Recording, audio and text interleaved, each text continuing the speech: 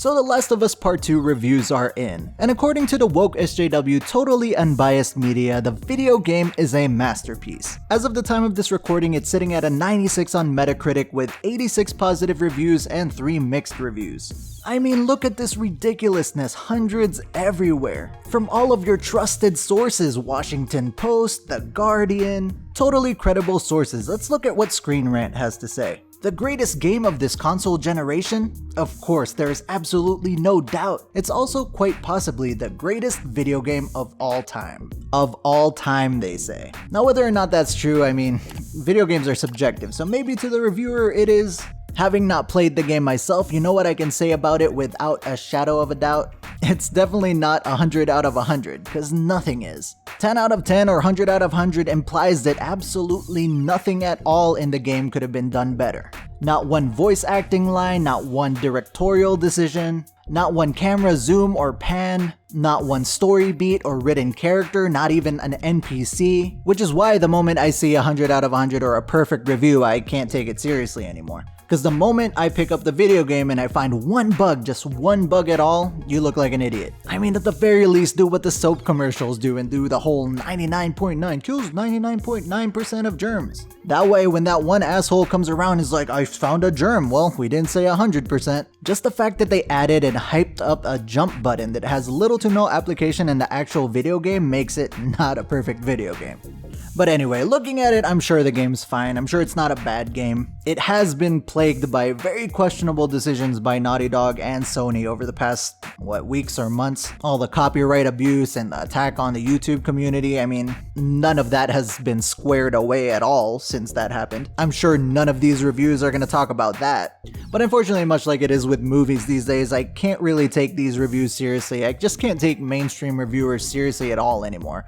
In regards to anything. Whether that be books, video games, movies, it doesn't matter. Can't take them seriously. Because when it comes to pieces of entertainment that have an agenda associated with it, like this one, they're no longer reviewing the quality of the media, but rather the assertion of the agenda. To put it simply, they're not looking at how good of a video game this is, they're looking at how woke of a video game this is. But then they'll turn around and use that grading to tell you how good of a video game it is. It doesn't make sense. Nothing embodies this more than the one review I found from Time magazine. And I found this review by typing into Google The Last of Us Part 2 Toxic Male. It shows up as the first result. You can also find it as the first result when you type this in. I'm not making this up, try it yourself. So Time magazine, The Last of Us Part 2 is a revolutionary video game and an unbelievably grim one by Eliana Dr. Man. I'm so sorry that you have man in your last name, Eliana. So the first couple of paragraphs she talks about The Last of Us Part 1 is just to build up, talking about Ellie, I guess. And then the following paragraphs, when she begins talking about Last of Us Part 2, she actually talks about mechanics and video game elements and all that stuff. So Eliana starts out on the right path, the things that actually matter in video games. It doesn't take long, however, for her true woke colors to emerge. Still, it's a rare AAA video game that will take any sort of risk, and Naughty Dog takes a lot of risks. For some, it will be worth enduring dozens of hours of harrowing gameplay to experience a blockbuster game attempting to break the mold, whether or not most players are satisfied with the ending. Anti-heroes aren't new to video games, but Naughty Dog pushes the concept to its edge, shifting the player's perspective in compelling, if sometimes frustrating, scenes.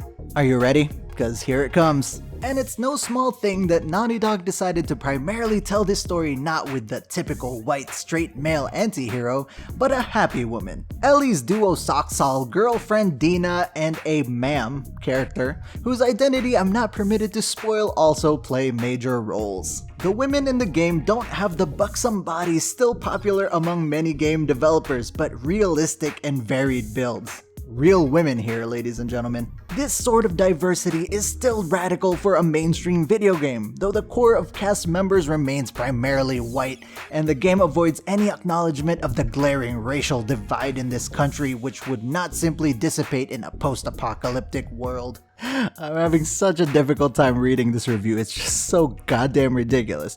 Just the fact that she had anything to complain about in the video game automatically makes it not 100, by the way. You see what I mean? But anyway, yay, alphabet characters, a happy one, a duo one, and a ma'am. Wonderful, that's enough to make alphabet soup if you ask me. Also, those disgusting in-shape bodies that you see at the gym all the time, commonplace in video games, you won't see that here. It's really annoying, by the way, when they associate the opposite of that to be realistic. As if the people who work their asses off to be in shape or look good are fake. No, those people don't exist. I've never seen a gym. I've never been on Instagram. I've never seen celebrities put in the hard work to make sure they live healthy lives. Nah, because I don't look like that and don't have the discipline nor drive to look like that. That's fake. I'm real.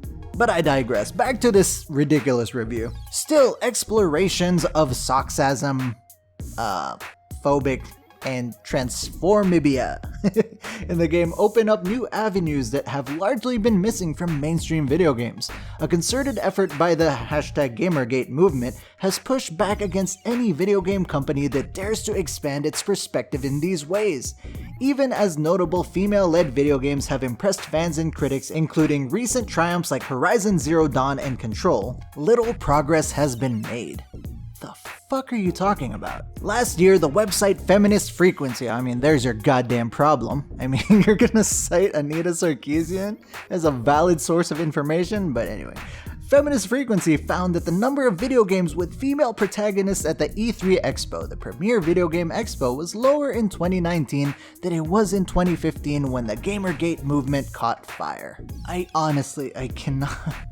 I can't believe she just cited Feminist Frequency as a valid source of information. For those that don't know why this is absolutely ridiculous and ruins any shred of credibility she might have had before this, here's a sample. Bayonetta is a widely popular video game that was released earlier this year in the US and late last year in Japan for the Xbox 360 and PlayStation 3.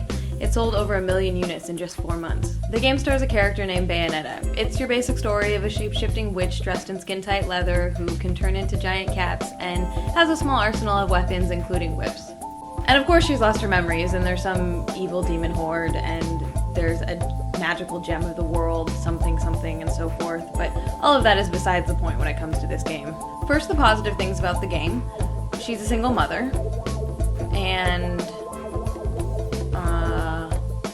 that's kind of it. So on to the negative. That's the type of person you're gonna cite for your argument? Are you serious right now? This is so painful. Unsurprisingly, The Last of Us 2 has garnered its fair share of trolls, there it is, even before its release. After a trailer that featured a kiss between Ellie and Dina dropped in 2018, outrage began to brew among a small but loud contingent of fans online. A few weeks before Naughty Dog was set to release the game, footage and details of the plot leaked. As plot twists went viral, Naughty Dog's social media channels and employees' personal accounts were flooded with socksast, phobic, and phobic slurs, forcing the company to disable commenting. Now she's just plain rewriting history here. Yes, a lot of people were upset. A lot of people did not like the direction the story was taking, but when people criticized the direction the story was taking, Naughty Dog and Sony were enacting copyright abuse, basically copyright striking down videos talking about it. That shit's illegal, so when people complained about it, they shut down commenting because obviously they're in the wrong. Yes, there's probably some truth to what she's saying there, maybe a little bit of that did happen, but it's such a small portion of a larger story. But she wants to paint the narrative as if that's the whole picture. Fuck that. Some toxic YouTubers and Reddit posters have advocated for boycotting the game for a host of suspect reasons. Some are unhappy that they would have to play as a, 19-year-old girl rather than a grizzled middle-aged man they know and love. A complaint that mirrors fans' outrage over the death of Luke Skywalker and the ascendance of his protege Rey in the Star Wars series. Wow. Yeah, that wasn't at all because Rey was a terribly written character at all. Sure. Others have balked at what they label as Naughty Dog's progressive political agenda, which they claim was influenced by feminists they call SJW, social justice warriors, because it is. These arguments are usually wrapped up in complaints about Naughty Dog's bold plotting decisions, and it's hard to untangle the real gripes about story from political agenda. Goddamn, speak for yourself. This coming from a woman who in this very same review says, and I'll repeat, though the core cast of characters remains primarily white and the game avoids any acknowledgement of the glaring racial divide in this country, which would not simply disappear in a post-apocalyptic world. In an article where you say that, you have the gall to say it's hard to untangle the real gripes about story from political agenda? Are you fucking kidding me? I don't know if I can handle any more of this level of stupid.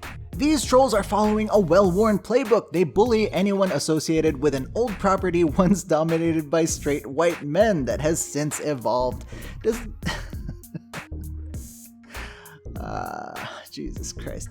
The disturbing thing is they often win. After angry Ghostbusters fans protested the all-female reboot, which sucked, by lobbing Rasta and socks-ass slurs at comedian Leslie Jones, the studio greenlit a new Ghostbusters sequel that ignores the existence of the fucking terrible one. After trolls harassed Star Wars actress Kelly Marie Tran to the point where she left social media, which I didn't agree with, just FYI, Tran got all but written out of the last installment of Star Wars. I mean, her character was fucking terrible, though. I did not agree with her harassment, but her character sucked. Unlike the movie studios that have capitulated to fan demands, Naughty Dog, to its credit, has refused to budge on its commitment to all aspects of The Last of Us Part 2. On the game's press tour, Druckmann has repeatedly said that diversifying the story's characters has allowed them to create a more interesting narrative, though he's also warned fans that this particular story will not be comfort food. If those who embrace it are ultimately let down by its unrelenting bleakness, they can at least take heart in the possibility that it's paved the way for something just as groundbreaking and a little more optimistic to follow in its footsteps. It's like this article came from the Mary Sue or some shit. This is Time Magazine. Like, that was hands down one of the worst articles I've ever read. And it was from Time Magazine. At least with the Mary Sue or these kind of sites, you know what you're expecting, but this, like, what is happening? Intentionally misleading, just no credibility at all. And then you go off on a major tangent about Star Wars and Ghostbusters? Like, what was the direction here? And you cited Anita Sarkeesian. Oh my god. What editor let this through? Well, if we learned anything here, it's that Time Magazine is now the same tier as the Mary Sue. Congratulations. Also, if you've been watching my channel for a while, you know that I have been a fan of Layman Gaming for a while. I watched SkillUp's review of The Last of Us Part 2.